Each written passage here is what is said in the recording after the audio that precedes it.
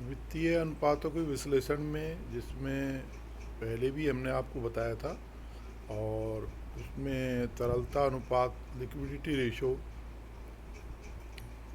Leverage ratio और activity ratio और profitability ratio, चार भागों में हमने बांटा था। और उसमें आपको तरलता अनुपात, लिक्विडिटी रेशो जो है उनके तीन अनुपात कराए थे, और इसके साथ ही उसकी एक जो है असाइनमेंट भी दिया था। अब हम लेते हैं आगे। अब हम जो बाकी तीन प्रकार हैं उनमें से जो मेन रेशोज हैं वो लेंगे, और बाकी में अगर आपको कोई प्रॉब्लम आती है तो आप डिस्कस कर सकते हैं।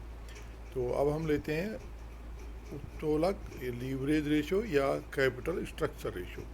इसमें जो सबसे इम्पोर्टेंट नंबर वन रेशो है वो है debt equity ratio. Debt equity ratio को हम ऋण क्षमता अनुपात भी कहते हैं, और इसमें ये देखा जाता है, इसको लॉन्ग टर्म सॉल्वेंसी भी, सॉरी, इसको हम ये देखते हैं कि भाई हमारे जो लाइबिलिटी साइड जो है उसमें खुद के कंपनी के मालिक हैं, उनका कितना पैसा लगा हुआ है और कितना रुपया उधार लिया हुआ है। जैसे कि मान लो कोई एक प्रोजेक्ट है जिसमें कि अपन 10 करोड़ रुपए लगाते हैं, तो मालिक जैसे मान लीजिए कि 7 करोड़ लगाते हैं और 3 करोड़ का ऋण दिया जाता है, तो ये हुआ डेट इक्विटी रेशियो। यानी कि इक्विटी से आशय है कि हमारी इक्विटी शेयर कैपिटल और प्लस जो है उसकी अगर कोई रिटेन्ड अर्निंग हो, जो रिजर्व हैं हमारे पास में, उनको लेते हैं, जो कि जिन पर कि मालिकों का हक है। तो ये हुआ इक्विटी, जिसे समता कहते हैं। ध्यान रखें आप, आगे भी ये टर्म कई बार काम आने वाली है। और दूसरा लेते हैं डेट। डेट का मतलब है ऋण। ऋण में जो तो सारा लेते हैं, दीर्घकालीन ऋण भी लेते हैं और अल्पकालीन ऋण भी लेते हैं। और इन दोनों की तुलना करके हम देखते हैं कि जो कंपनी है उसमें किन का पैसा ज़्यादा लगा हुआ है, ऋणदाताओं का पैसा ज़्यादा लगा हुआ है या मालिकों का पैसा ज़्यादा लगा हुआ है। अब इसके कोई नॉर्म्स नहीं है। आजकल तो बहुत सारी फर्में हैं जो लोन का पैसा ज़्यादा लगाती है और धीरे धीरे धीरे उसको चुकाती हैं। कई जो लोग पुरानी विचारधारा है कि भाई इक्विटी ज़्यादा से ज़्यादा होनी चाहिए, लोन कम से कम होना चाहिए। जो ऋण देने वाले हैं उनके हिसाब से जितनी ज़्यादा इक्विटी होगी लोन से, उतनी ही उनको सेफ्टी मिलेगी। अगला लेते हैं हम इसमें प्रॉपराइटरी रेशो। प्रॉपराइटर्स जो फंड है उनमें हम जो है टोटल असेट्स का भाग देते हैं। यानी प्रॉपराइटर्स फंड क्या मतलब है कि आपके जो वही इक्विटी वाले जो लाइबिलिटी साइड में देखेंगे, जो पैसा इक्विटी वालों का है, प्रॉपराइटर्स का है वो, और दूसरी तरफ हम असेट्स लेते हैं। असेट्स में भी हम हमेशा ही टेंजिबल असेट्स लेते हैं जिनका कि बाज़ार में मूल्य होता है। तो टोटल असेट्स जो होता है उसमें हम देखते हैं कि जो कुल असेट्स है, जिसमें फिक्स भी है, करंट भी है, इनका मालिकों ने कितना इंतजाम किया है। यानी कि किसी कंपनी के पास में अगर 50 करोड़ की असेट्स है, तो हम ये देखते हैं कि 50 करोड़ में जो असेट्स खरीदी गई हैं कितने पैसे से, मालिकों के पैसे से खरीदी गई हैं, ये हम इसमें देखते हैं। अगला है सॉल्वेंसी रेशो। तो ये जैसे मैं अभी पहले बता रहा था,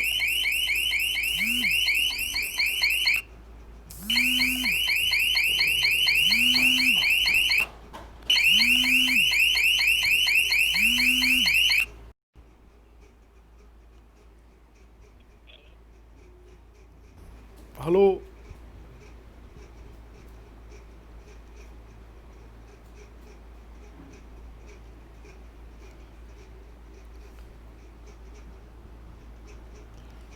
सॉल्वेंसी रेशो का मतलब ये है कि टोटल असेट्स और टोटल जो है लाइबिलिटीज में तुलना की जाती है। तो टोटल जो असेट्स तो हेलो, हेलो, हेलो,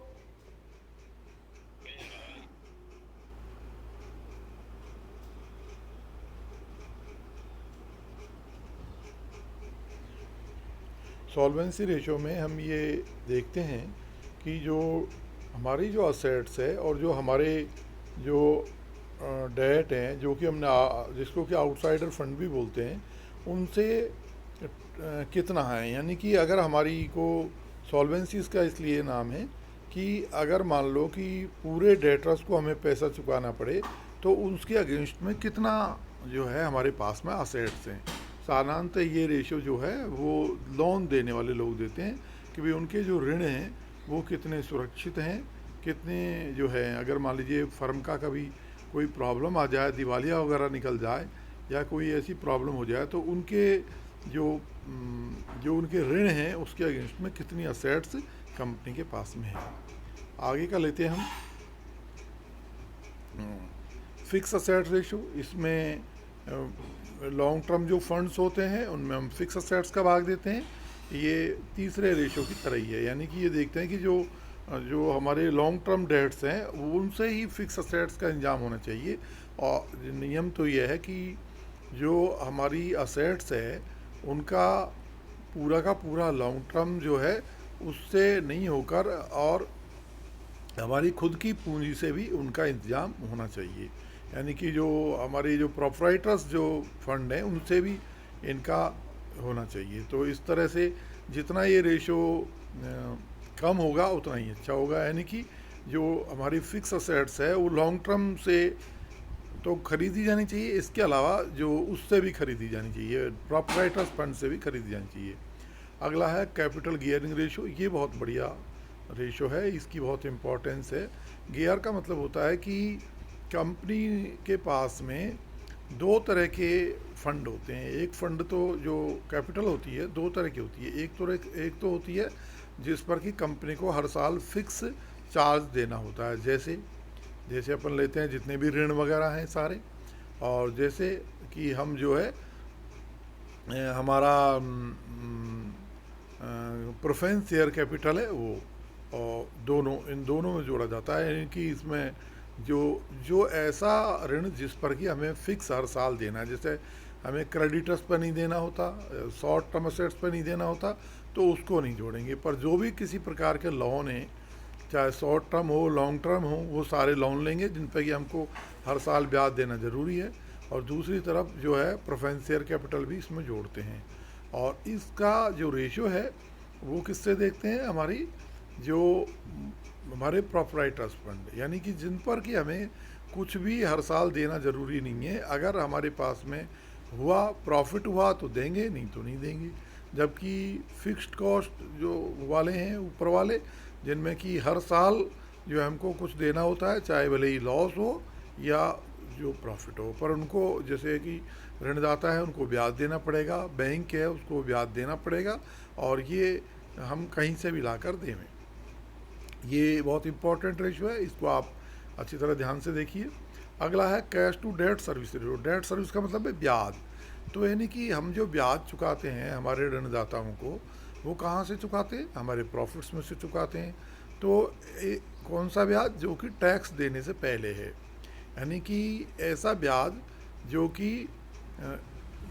इंटरेस्ट और टैक्स देने से पहले जो हमारा प्रॉफिट है उसकी तुलना हम किससे करते हैं, इंटरेस्ट से करते हैं। जैसे मान लीजिए कि हमारा ब्याज जो है वो 10 लाख रुपए साल का है, और जबकि हमें प्रॉफिट हो रहा है 50 लाख रुपए साल का, तो यानी ये 5 गुना हो गया। यानी कि जो है हमारे को जो ब्याज देना है उसकी तुलना में हमने 5 गुना प्रॉफिट कमाया है। ये ज़्यादा होना चाहिए, तभी जाकर जो है कोई ऋणदाता आपको ऋण देगा। यानी कि ऋणदाताओं का जो जो इंटरेस्ट है वो कितना सेफ है, हमेशा ही जो इंटरेस्ट है वो हमारे प्रॉफिट्स में से दिया जाता है। तो ये इम्पोर्टेंट रेशो है। अगला लेते हैं कैश टू डेट। जैसे हमने उसमें जो है प्रॉफिट जो है टैक्स और इंटरेस्ट से पहले का लिया, तो इसमें हम ये लेते हैं कि जो हमारा जो प्रॉफिट आ रहा है वो वही लेना है, और दूसरा इसमें जो है वो हम इंटरेस्ट में टैक्स की कैलकुलेशन करके इसको हम देखते हैं। अगला लेते हैं हम प्रेफरेंस डिविडेंड कवरेज रेशो। यानी कि जो हमारे प्रेफरेंस जो शेयर होल्डर्स हैं उनको जो हम हर साल जो डिविडेंड देते हैं वो हमारे प्रॉफिट की कितना तुलना है, पर इसमें प्रेफरेंस शेयर डिविडेंड आप निकाल लेंगे और नेट प्रॉफिट कौन सा लेंगे जो कि टैक्स देने के बाद और इंटरेस्ट देने के बाद का है, यानी कि profit after interest and tax वाला हम इसमें लेते हैं। ये रेशो हैं, इनमें जो मैंने बताया कुछ इंपॉर्टेंट रेशो आपको, जैसे कि आपको बताया सबसे पहले इसमें बताया डेट इक्विटी रेशो, दूसरा बताया आपको जो है वो कैपिटल गियर रेशो, ये बहुत इंपॉर्टेंट है, आप इनको अच्छी तरह से देखें। अब अगला लेते हैं हम रेशोज में क्रियाशीलता अनुपात या एक्टिविटी रेशो, या फिर जो है जिनको हम कह सकते हैं कि एफिशिएंसी रेशो भी कह सकते हैं। ये हम जो है या तो कॉस्ट ऑफ, मैंने पहले बताया था, कॉस्ट ऑफ गुड सोल्ड के आधार पर देखते हैं, या फिर हम इनको जो है बिक्री के आधार पर देखते हैं। तो जैसे कि हम इसमें देखते हैं पहले स्टॉक टर्नओवर। अच्छा, ये जो रेशो हैं परसेंटेज के गुना में निकलेंगे, जैसे कि स्टॉक है वो बिक्री का कितना गुना है, ठीक है। जैसे कि डेटर्स है वो बिक्री के कितना मतलब गुना है। जैसे मान लीजिए डेटर्स आपके 1 करोड़ के हैं और बिक्री 10 करोड़ की है, तो हम ये कहेंगे कि डेटर्स जो की तुलना में बिक्री 10 गुना है। तो इसमें पहला लेते हैं स्टॉक और इन्वेंट्री रेशो। तो ये अब इसमें देखते हैं अपन कॉस्ट ऑफ जो गुड सोल्ड होती है या फिर जो है सेल्स होती है, इसमें जो भी आपके पास में उपलब्ध है उसमें हम एवरेज स्टॉक का भाग देते हैं। एवरेज स्टॉक से मतलब है जो प्रारंभिक स्टॉक और क्लोजिंग स्टॉक दोनों को जोड़ के 2 से अगर हम डिवाइड कर देते हैं तो ये आ जाता है एवरेज स्टॉक। तो इसमें यानी कि हमारी जो कॉस्ट ऑफ गुड सोल्ड है उसमें हम किसका भाग देंगे, एवरेज स्टॉक का भाग देकर इसको ज्ञात करते हैं। अगला है डेटर्स टर्नओवर रेशो, ऊपर वाले की तरह। जो हमारी टोटल जो सेल्स है, अब ये यहाँ ध्यान रखें, सेल्स में से हमेशा ही सेल्स रिटर्न हमको घटा देनी है, और यहाँ पर डेटर्स का संबंध किससे होता है, क्रेडिट सेल्स से होता है, इसलिए हम यहाँ पर क्रेडिट सेल्स लेंगे। हमको जो लेनी है वो सबसे बढ़िया है कि क्रेडिट सेल्स हम यहाँ पर लेवें। और दूसरी तरफ जो रिसीवल्स हैं, जैसे कि हम डेटर्स भी बोलते हैं, जिसमें बीआर और डेटर्स दोनों का सम्मिलित कर लिया जाता है, उसको हम रिसीवल्स बोलते हैं। यानी कि receivables equal to debtors plus bills रिसीवल्स।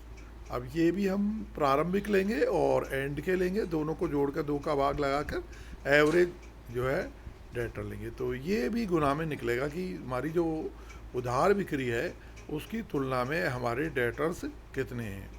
ये रेशो बहुत इम्पॉर्टेंट है। इसको हम कलेक्शन पीरियड भी निकालते हैं। कलेक्शन पीरियड का मतलब होता है कि ऑन एन एवरेज हमारा पैसा जो है डेटर्स में कितने दिन फंसा रहता है। जैसे मान लीजिए हम किसी को 3 महीने की उधार दे रहे हैं, किसी को 2 महीने की दे रहे हैं, तो इससे हमें लगता है भी ऑन एन एवरेज हमारा पैसा डेटर्स 20 दिन रखते हैं, 80 दिन रखते हैं। तो इसको ज्ञात करने के लिए हम क्या करते हैं, जो टर्म आई यानी कि क्रेडिट सेल्स में हमने जो हमारा एवरेज रिसीवल्स का भाग दिया, तो जो आया, जैसे मान लीजिए कि 10 करोड़ हमारी नेट जो क्रेडिट सेल्स है, 2 करोड़ हमारे जो है वो एवरेज रिसीवल्स है, तो 10 में 2 का भाग देंगे तो आ गया 5 गुना, ठीक है। अब ये जो 5 गुना आया, अगर इसका 365 में भाग लगा देते हैं अपन, तो फिर इससे आ जाता है कि हमारा इतने दिन तक पैसा फंसा रहेगा। जैसा अभी 365 में 5 का भाग लगाएं तो कितना आएगा, करीब 73 आएगा, यानी कि 73 डेज हमारा पैसा डेटर्स में फंसा रहता है।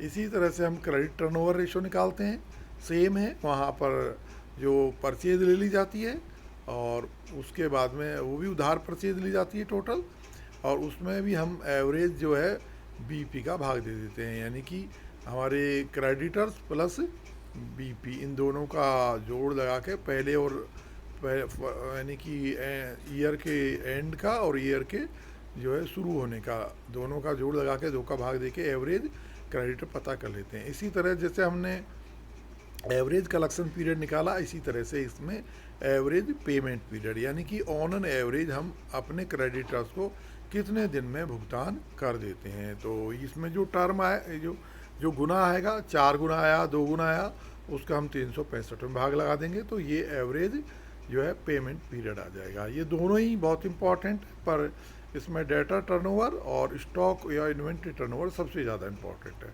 आगे लेते हैं जो वो भी रेशियो हैं लोग अपने स्पेशल पर्पज़ के लिए निकालते हैं, पर बहुत ज़्यादा इम्पोर्टेंट नहीं है। टोटल असेट्स टर्नओवर रेशियो यानी कॉस्ट ऑफ गुड सोल्ड अगर उपलब्ध है तो उसमें, नहीं तो सेल्स में हम किसका भाग लगाते हैं, जैसे कि इसमें क्या टोटल असेट्स का भाग लगाते हैं। टोटल असेट्स में हमेशा ये ध्यान रखें आप कि जो ऐसी असेट्स जिनकी कोई वैल्यू नहीं है उनका हम हमेशा हटा देते हैं। जैसे प्रिलिमिनरी एक्सपेंसेज को भी असेट में लेते हैं, उसको हमेशा हटा देते हैं। आगे लेते हैं फिक्स असेट्स, तो जैसे टोटल असेट्स ऐसे फिक्स असेट यानी हम कॉस्ट ऑफ गुड सोल्ड में नेट फिक्स असेट्स का भाग देते हैं, यानी कि अगर डेप्रिसिएशन है तो उसको हम इसमें से घटा देंगे।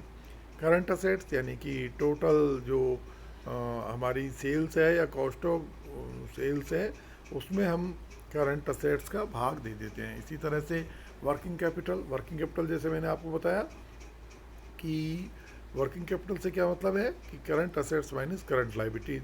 तो जो वर्किंग कैपिटल है उसका भी हम कॉस्ट ऑफ गुड सोल्ड में भाग लगाते हैं, तो ये हमारा नेट वर्किंग कैपिटल का भाग लगाते हैं। नेट वर्किंग कैपिटल कैसे निकालेंगे, वही कि जो दोनों का भाग लगा लीजिए, और अगर आपके पास में एवरेज वर्किंग कैपिटल आ जाए तो वो ज़्यादा सही है। अगर प्रारंभ की वर्किंग कैपिटल है और एंड की है, अगर दोनों को जोड़ के दो का भाग लगाएंगे तो नेट एवरेज वर्किंग कैपिटल आ जाएगी। इससे हम तुलना कर सकते हैं, जैसे भी पर्पज है उसी तरह से हम इनकी तुलना करते हैं। अगला है कैपिटल टर्नओवर रेशो, तो इसमें कॉस्ट ऑफ गुड सोल्ड या सेल्स में हम कैपिटल एम्प्लॉयड का भाग लगाते हैं। कैपिटल एम्प्लॉयड का मतलब ये होता है कि हमारे जो संस्था है उसमें कितनी टोटल कैपिटल लगी हुई है जो कि वास्तव में वैल्यू रखती है। इसका हम थोड़ा आगे बताएंगे आपको, पर एक बार ही बता देते हैं कि कॉस्ट ऑफ गुड सोल्ड क्या होता है। सेल्स जो होती है, अगर सेल्स में से आप प्रॉफिट घटा देते हैं तो कॉस्ट ऑफ गुड सोल्ड बच जाती है। ये आप ध्यान रखेंगे। ये कैसे निकालेंगे, जैसे सवाल होगा उसका उसी तरह से निकालेंगे। अगला लेते हैं हम लाभदायकता अनुपात। तो लाभदायकता अनुपात को जैसे कि मैंने बताया था आपको दो भागों में बांटते हैं, एक तो विक्रय पे आधारित और दूसरे जो है लेते हैं हम इन्वेस्टमेंट पर आधारित। तो विक्रय पर आधारित बड़े सरल हैं, जैसे gross profit margin, gross profit का सेल्स से डिवाइड करके 100 से डिवाइड करते हैं, ये आपने पहले पढ़ा हुआ है पिछली क्लासों में। इसी तरह से नेट प्रॉफिट रेशो भी आपने पढ़ा हुआ है पिछले सालों में कि नेट प्रॉफिट में हम सेल्स का भाग लगा के 100 से इंटू करते हैं। एक ऑपरेटिंग प्रॉफिट रेशो होता है जिसका मतलब है कि हमारी ऑपरेटिंग कॉस्ट क्या है। ये ऑपरेटिंग जो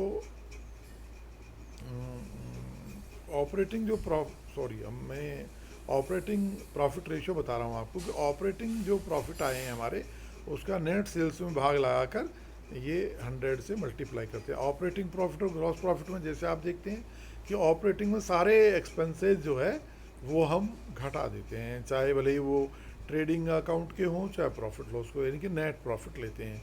जबकि जो नेट प्रॉफिट मार्जिन में हम टैक्स को भी घटा देते हैं, जबकि यहाँ पर ऑपरेटिंग प्रॉफिट रेशो में टैक्स को नहीं घटाते हैं। अगला लेते हैं हम ऑपरेटिंग रेशो, यानी कि ये ऑपरेटिंग प्रॉफिट रेशो और ऑपरेटिंग जो रेशो है इन दोनों का जोड़ हमेशा एक होता है।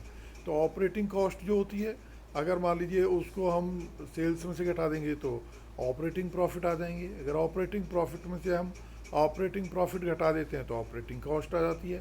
तो यानी कि ऑपरेटिंग प्रॉफिट रेशो और ऑपरेटिंग रेशो दोनों करीब करीब जो है एक ही होते हैं, 100%। इन दोनों का जोड़ 100 होता है। तो ऑपरेटिंग रेशो का फार्मूला है operating cost upon net sales into 100। तो ये आपके सेल्स के आधार पर जो रेशो हमने बताया आपको। अब अगला लेते हैं हम विनियोजित पूंजी। विनियोजित मतलब संस्था ने कितनी कैपिटल अपने बिजनेस में लगा रखी है और उस पर प्रॉफिट किस तरह से मिल रहा है। तो रिटर्न कैपिटल एम्प्लॉयड जिसे कि ROC कहते हैं, ये बहुत ही इम्पॉर्टेंट है, ये रिटर्न ऑन कैपिटल एम्प्लॉयड। तो ये जो नेट प्रॉफिट जो होता है, यानी कैपिटल एम्प्लॉयड में दो चीज़ें समझ लीजिए आप, एक तो होती है नेट कैपिटल एम्प्लॉयड और एक होती है gross capital employed. Capital employed में हमेशा जब भी आप एसेट साइड का जोड़ दें तो उसमें से जो बोगस प्रॉपर्टीज़ हैं उनको आप घटा देते हैं। जैसे प्रॉफिट लॉस का जो है डेबिट बैलेंस हो, जैसे प्रिलिमिनरी एक्सपेंसेज हो, गुडविल और पेटेंट अगर उनकी कोई वैल्यू नहीं हो तो इनको हम घटा देते हैं। तो जो बचता है वो बचता है हमारे पास में क्या बचता है, ग्रॉस कैपिटल एम्प्लॉयड। और इस ग्रॉस कैपिटल एम्प्लॉयड में से अगर हम हमारी करंट असेट्स घटा देते हैं तो ये बढ़ता है हमारा नेट कैपिटल एम्प्लॉयड। तो ग्रॉस प्रॉफिट एम्प्लॉयड जब पूरे प्रॉफिट का देखते हैं तो ग्रॉस कैपिटल एम्प्लॉयड का यूज़ लेते हैं। जब और कई दूसरी चीज़ें देखते हैं तो चूँकि करंट असेट्स जो होती है उनसे कोई प्रॉफिट अर्न नहीं होता है तो फिर कई बार नेट कैपिटल एम्प्लॉयड लेते हैं।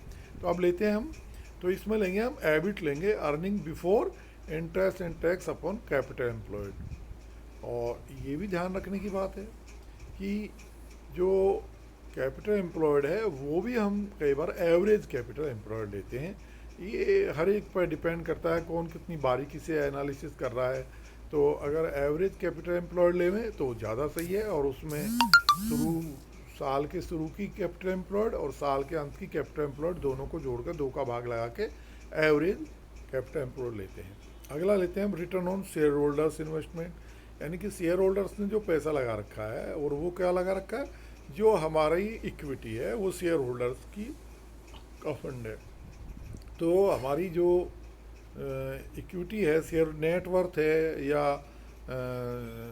इसको हम किससे तुलना करते हैं, नेट प्रॉफिट, यानी कि अर्निंग आफ्टर टैक्स, यानी सब इंटरेस्ट सारी चीज़ें उसमें से घटा दिए, उसका हम किससे तुलना करते हैं, हमारी नेटवर्थ। नेटवर्थ में क्या आता है, वही हमारी कैपिटल आती है, हमारे रिजर्व्स आते हैं, ये आते हैं। अगला है इसमें रिटर्न ऑन इक्विटी। तो इक्विटी और जो है ये जो नेटवर्थ है दोनों ही एक जैसा है, और इसमें नेट प्रॉफिट यानी ये इक्विटी का मतलब यहाँ इन्होंने ये ले लिया है, जो कोई ख़ास फ़र्क नहीं है कि अगर प्रेफरेंस शेयर कैपिटल भी हमारे है तो फिर ये अलग हो जाएगा, यानी कि फिर हमको जो नेट प्रॉफिट है उसमें से प्रेफरेंस जो कैपिटल के शेयर होल्डर्स है उनका डिविडेंड निकाल के फिर नेट प्रॉफिट लेना होगा अगर रिटर्न ऑन इक्विटी निकालना है, क्योंकि इक्विटी में हम जो है कभी भी प्रेफरेंस शेयर कैपिटल को नहीं लेते हैं, जबकि नेट वर्थ में हम प्रेफरेंस शेयर कैपिटल को भी सम्मिलित करते हैं। अगला है रिटर्न ऑन इक्विटी कैपिटल, ये आपको बताया अभी। और अगला है रिटर्न ऑन टोटल असेट्स, तो इसमें वही टोटल टेंजिबल असेट्स लेंगे और वही जो हमने कैपिटल एम्प्लॉयड में लिया था, net profit before interest and tax लेंगे और इस तरह से ये निकालते हैं। तो इसमें सबसे ज़्यादा रिटर्न ऑन कैपिटल एम्प्लॉयड है, उस पर आप ध्यान रखें, उसमें कोई बात तो पूछें आप, बाकी का भी तो जो गहनता से एनालिसिस करते हैं तो लेते हैं। अगले हम कुछ रेशो और लेते हैं जो कि आजकल बहुत ज़्यादा निकाले जा रहे हैं, जो स्टॉक मार्केट में काम करते हैं या जो म्यूचुअल फंड वगैरह में इन्वेस्टमेंट करवाते हैं, या कहिए कि जो इन्वेस्टर्स हैं उनके लिए जो है ज़रूरी है कि कोई शेयर की क्या वैल्यू है नहीं है। तो इसमें लिखते हैं हम विनियोग विश्लेषण अनुपात, ये मैंने नहीं बताए हैं, ये भी देख लीजिए आप। Earning per share, earning per share मतलब एक शेयर पर कंपनी क्या कमा रही है। तो इसमें क्या करते हैं हम, प्रॉफिट जो है आफ्टर टैक्स में से प्रेफरेंस शेयर का डिविडेंड घटाकर और नंबर ऑफ इक्विटी शेयर का भाग दे देते हैं, यानी कि जो हमारा प्रॉफिट है, प्रॉफिट आफ्टर टैक्स, उसमें से जो डिविडेंड जो प्रेफरेंस शेयर होल्डर्स को दिया जाता है उसको घटा देते हैं। घटाने के बाद में जो शुद्ध जो प्रॉफिट बच जाता है, जो कि इक्विटी वालों का ही होता है, तो उसमें फिर जो शेयर होल्डर्स का टोटल संख्या का भाग देता है, तो ये पता लग जाता है कि एक शेयर पर कंपनी इतने रुपए हर साल कमा रही है। अगला लेते हैं प्राइस अर्निंग रेशो, ये इन्वेस्टर्स के लिए बहुत इंपॉर्टेंट रेशो है। इसमें हम क्या करते हैं, मार्केट प्राइस जो शेयर की होती है उसमें अर्निंग शेयर EPS का भाग दे देंगे, अर्निंग पर शेयर का भाग देते हैं, यानी कि MP यानी कि मार्केट प्राइस ऑफ शेयर में अर्निंग पर शेयर का भाग देते हैं। तो इससे पता लग जाता है कि भाई प्राइस अर्निंग रेशो क्या है। तो ये बहुत जो है इम्पॉर्टेंट है, ज़्यादातर जो इन्वेस्टमेंट मैगजीन्स आती हैं एनालिसिस वाली, उन सब में EPS का उल्लेख ज़रूर होता है, और प्राइस अर्निंग शेयर का भी ज़रूर, PE रेशो का भी ज़रूर उल्लेख होता है। तो अर्निंग पर शेयर लिया, प्राइस अर्निंग शेयर लिया, अब आगे ले रहे हैं हम इसमें डिविडेंड पर शेयर। तो डिविडेंड जो दिया जाता है शेयर होल्डर्स को। टोटल डिविडेंड की राशि जो दी जाएगी उसमें शेयर होल्डर्स का जितनी शेयर्स की संख्या उनका भाग लगा दिया जाएगा। तो डिविडेंड पर शेयर यानी कि एक शेयर पर कितना डिविडेंड मिला है। डिविडेंड यील्ड मतलब यानी कि डिविडेंड जो है वो हमारे लिए क्या मायने रखता है। जैसे मान लीजिए हमारे पास शेयर जो है उसकी जो फेस वैल्यू तो 10 रुपये है, पर बाज़ार में उसका जो है वो 1,000 रुपये में बिक रहा है। तो इसका मतलब हमारे लिए जो वैल्यू है और बाज़ार में वैल्यू है वो शेयर की 1,000 रुपये है। अब अगर मान लीजिए जो डिविडेंड पर शेयर यहाँ पर अगर मान लीजिए 20 रुपये दे रहा है तो बहुत ज़्यादा है, 200% डिविडेंड दिया जा रहा है। पर 200 रुपये हमारे लिए केवल क्या है, 200 रुपये का हम अगर 100 से भाग करें, 1,000 से भाग करेंगे तो ये माना जाएगा कि 20% प्रॉफिट हमें केवल मिल रहा है, जबकि कंपनी कितना कह रही है, हम 200% प्रॉफिट दे रहे हैं।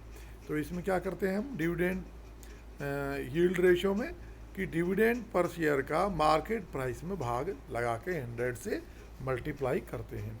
अगला डिविडेंड पे आउट रेशो यानी कि अपनी जो कंपनी है, संस्था है, उसने अपने प्रॉफिट का कितना डिविडेंड दे दिया। जैसे मान लीजिए कि हमारी जो कंपनी है उसको 100 रुपये का प्रॉफिट होता है और कंपनी उस 100 रुपये के प्रॉफिट में से 60 रुपये अपने पास रख लेती है और 40 रुपये डिविडेंड के रूप में इक्विटी शेयर होल्डर्स को दे देती है। तो ये हो गया 40% पे आउट रेशो यानी कि dividend per share upon earning per share into 100।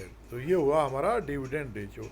और एक होता है जो इतना इम्पोर्टेंट नहीं है, रिजर्व टू कैपिटल इम्प्रूव कि कितने कैपिटल जो है इक्विटी कैपिटल है, रिजर्व टू कैपिटल रेशो यानी कि कैपिटल के कितने % रिजर्व है। देखते हैं आप जो हमेशा लायबिलिटी साइड में देखते हैं कि रिजर्व दिए हुए होते हैं और इक्विटी कैपिटल दी हुई है। तो कई बार देखते हैं आपको रिजर्व इक्विटी कैपिटल से कई गुना होते हैं।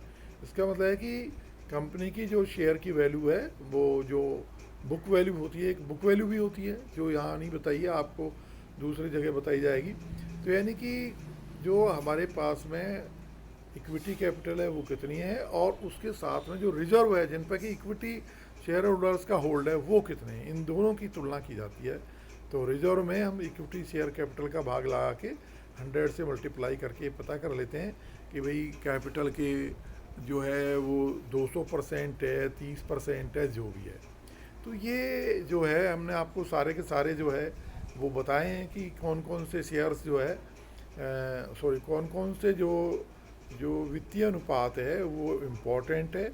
अब इनका एक क्वेश्चन आपको जो है देंगे और फिर उसके आप अच्छी तरह सॉल्व करना, फिर उसका जवाब दिया जाएगा। Okay, thank you.